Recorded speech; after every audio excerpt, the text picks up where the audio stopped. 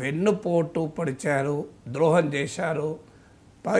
కూటమి ప్రభుత్వం ప్రజల తీర్పును భిన్నంగా ప్రవర్తిస్తున్నారు అనే స్థాయిలో ప్రజల్లో వ్యతిరేకత ఉంది అని నేను అనుకోను. ప్రజల్లో అసహనం ఉంది, కొంత అసంతృప్తి కూడా ఉంది. ఈ రెండు కరెక్ట్ పదాలు, అసహనము, అసంతృప్తి. ఇచ్చిన హామీలు సూపర్ 6 ఇంకా అమలు కావడం లేదు. మాటలు చాలా ఎక్కువ చెప్పారు, ఎక్స్పెక్టేషన్స్ చాలా పెంచారు.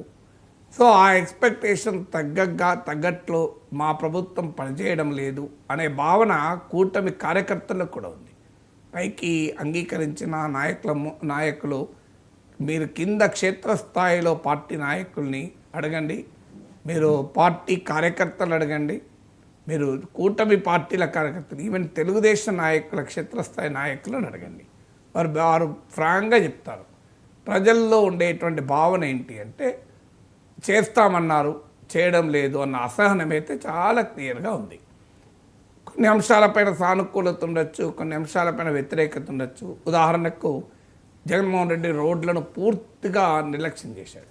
ఎన్నికలకు 4-5 నెలల ముందు కొంత ప్రయత్నం చేసిన 4 ఏళ్ళు ఏమీ చేయక 4-5 నెలల్లో చేసినప్పుడు సహజంగానే ఆ వ్యతిరేకత పోదు. కూటమి